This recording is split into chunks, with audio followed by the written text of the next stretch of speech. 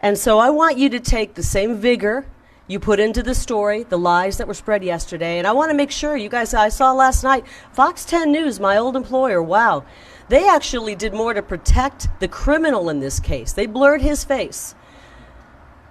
They protected Katie Hobbs because they're carrying her water. And they defamed me. They put defamatory statements, lies about me. And the reason they did that is because this was the real news yesterday that none of you wanted to cover.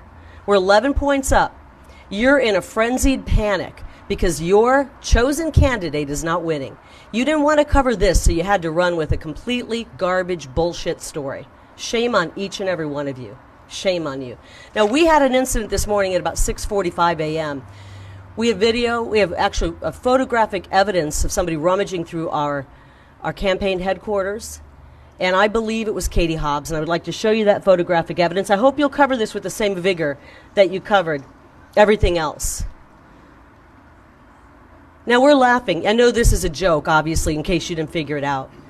But what I'm trying to tell you is it's a joke what you guys are doing in the news. And the world should know that you guys are not serious journalists when you cover this garbage.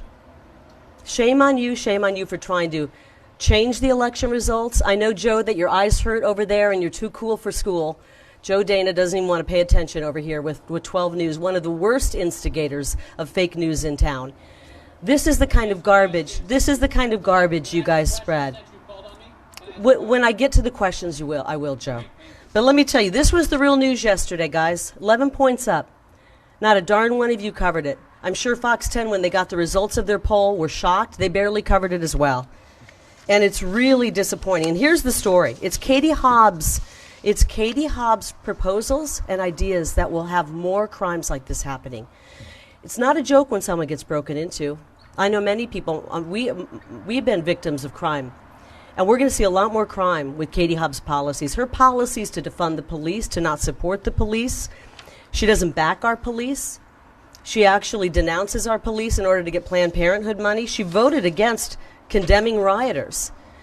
The kind of policies Katie Hobbs is going to push on the people of Arizona is going to be so damaging.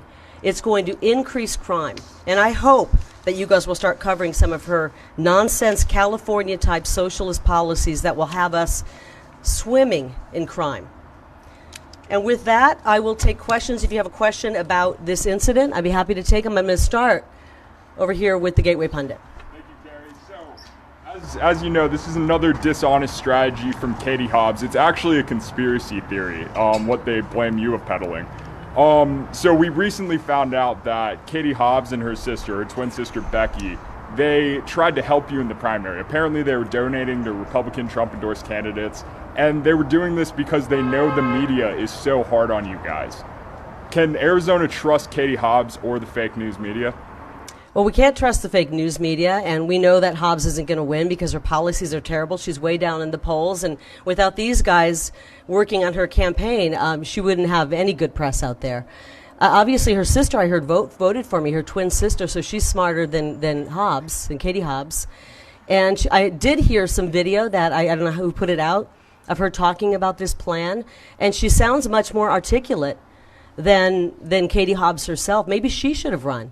Because Katie Hobbs, sure enough, is a coward. She refuses to debate. She disrespects the people of this state by refusing to debate. She's willing to make up complete bogus stories. She knew that I had nothing to do with that break-in, and yet she perpetuated that lie. You guys all fell for it, and she knew you'd fall for it. Next question. Joe Dana. Let's go with Joe Dana, 12 News, who's so tired he can't even pay attention. As we reported, Katie Hobbs' suggestion that you had something to do with it yesterday was unfounded. She had no evidence. Did you have evidence last night to suggest this was a Jussie Smollett case, that somehow she staged it?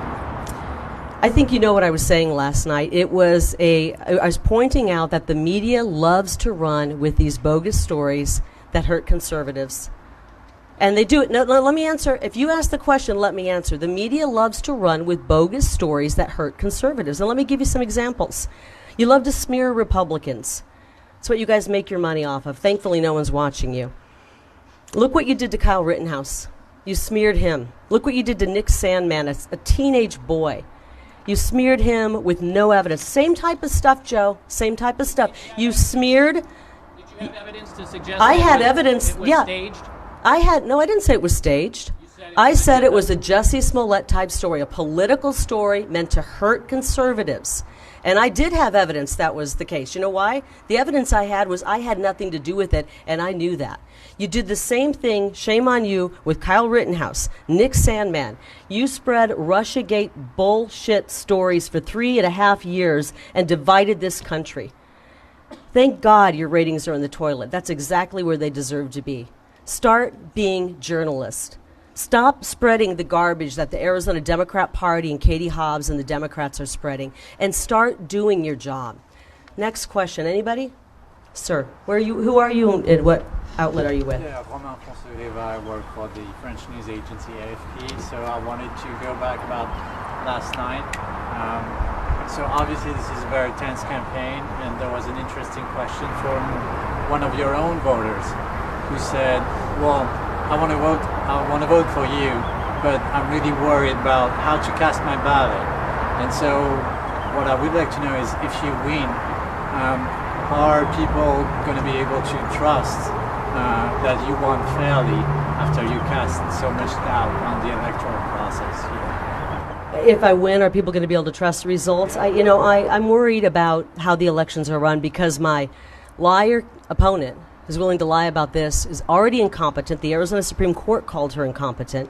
We've already seen levels of incompetency in the previous primary where we ran out of Republican ballots in Pinal County. She's already messed up this race. I don't think she knows what she's doing. She's had her office shut down for 2 years. Are you reporting that, guys? Secretary of State's office closed for business for 2 years, except online because of COVID. Yeah, that's a fact. She's only showed up for work 19 days in 6 months. So I don't think her head's in the game to do the job and run the elections well. It's unfortunate, but we're going to turn it around, and we're going to make sure we get rid of loopholes for cheating, and we're going to make sure that every Democrat, Independent, and Republican in Arizona knows that we have fair elections.